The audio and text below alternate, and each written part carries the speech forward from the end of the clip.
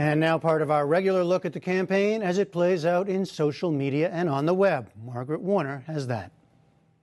And we're joined again by Howard Kurtz from the website Daily Download. He's also Newsweek's Washington bureau chief and host of CNN's Reliable Sources.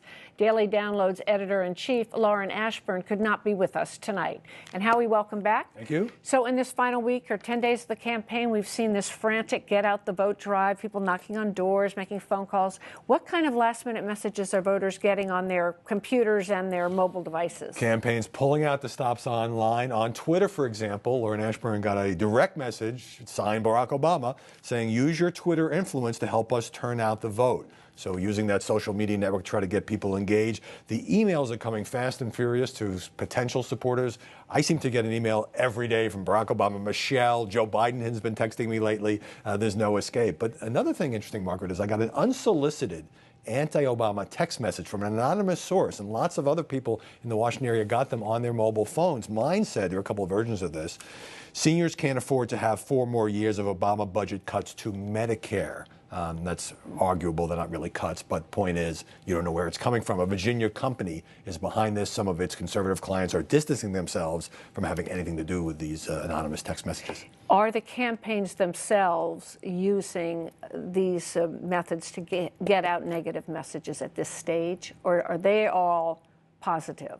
They are not all positive by any means. I mean, the campaigns have websites in which the President Obama's people attack Mitt Romney and vice versa.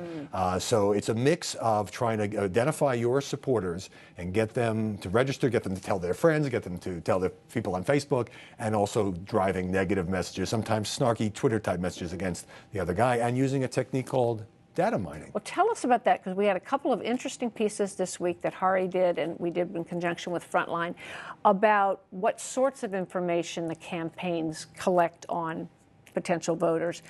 How extensively are the campaigns? Is there any way to quantify how extensively they're using it? There is a company that has quantified it, according to a piece in the New York Times, and we can put the graphic up. It shows the number of tracking programs or surveillance programs that each campaign is using. And here you see President Obama's campaign, 76 different tracking programs to follow what potential voters and supporters are doing online, compared to Best Buy, 74, so more than a major retailer. Mitt Romney's campaign also playing at 40 different tracking programs. And these are software programs, Margaret, that look at your browsing histories. They can find out what kind of things you buy, whether you have any financial problems, your dating history. I mean, just about anything you do online is now fair game. We've become accustomed, I think, to seeing retailing giants do this, but in political campaigns, this is something new.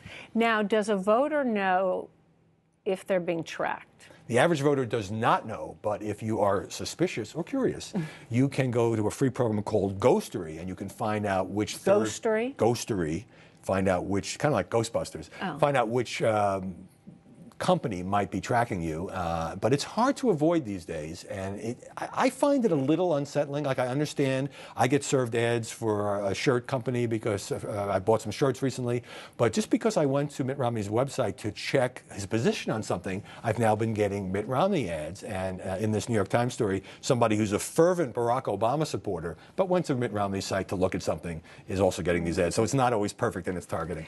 Do the campaigns have any way of knowing how effective all of this? I mean, you've been here now for months, you and Lauren, telling us about how they're using this social media. Do they have any way of knowing how effective it's been? They can't know for sure, but there are several rough indications that this is working, which is why the campaigns are pouring so many resources into it. For example, as we know, both campaigns have raised a lot of money online and through text messaging. It becomes easy to donate. You pick up your phone. And that's easy to see. Sure. Registration. The Obama campaign in particular has made a major effort to register voters and try to match the turnout, if it can, of 2008. And I think we were on here once talking about how 25,000 new voters had registered based on some piece of information or website that the campaign had put up. And there are studies showing, Margaret, that people are more likely to be influenced by their friends and their Twitter fans and their Facebook followers, because these are people they know, they trust, more so than, you know, some impersonal mass email sent out by a campaign. So there are lots of signs it's working. What we don't know is, how that will translate into actual voting behavior next Tuesday. Yeah, we have to hope that whoever's designing the exit poll questions, there is a question, when they say, did you make your decision at the last minute or a week ago? If there's something about what most influenced you. That would be a gold mine for us. Wouldn't it? It would, definitely. Well, Howard Kurtz, thank you so much. Thank you.